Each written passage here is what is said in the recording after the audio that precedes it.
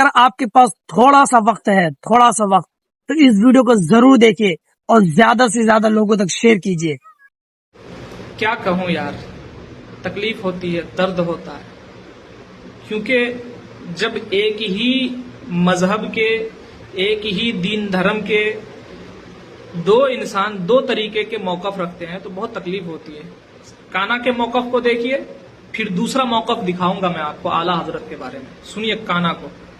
کہ ہند میں اعلیٰ حضرت جیسا کوئی نہیں ہے، تو علی پور سجدہ کا سید پیر جماعت علی شاہ صاحب کھڑے تھے، کہنے لگے نہیں شعر چینج کرو، اے نہ کہو کہ ہندوستان میں احمد رضا جیسا کوئی نہیں ہے۔ فرمایا جماعت علی کہتا ہے پوری دنیا میں احمد رضا جیسا کوئی نہیں۔ غلط ہے یہ مولوی، اس مولوی کی تقریر غلط ہے۔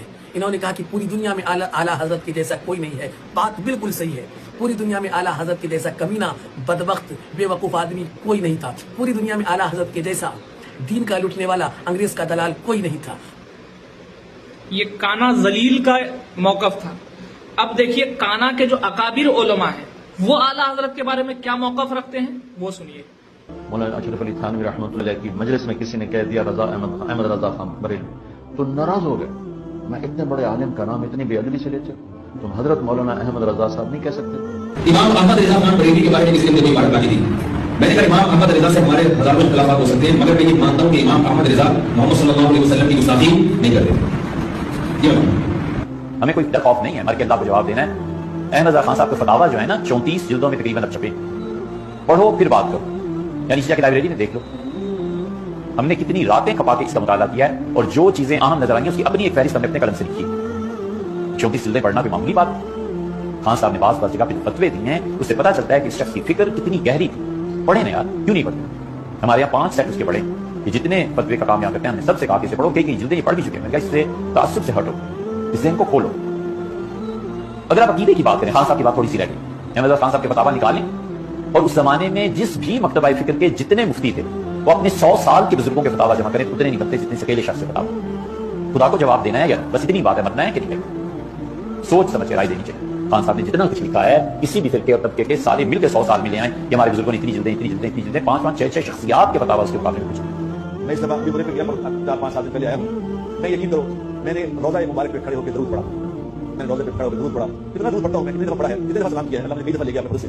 اس دفعہ میں درود پڑھا، مصطفیٰ جان رحمت پہ لاکھ السلام، شمع بزم ہدایت پہ لاکھ السلام، وہ سہانی گھڑی جس سہانی گھڑی چمکا طیبہ کا چاند، اس دل افروز ساتھ پہ لاکھ السلام۔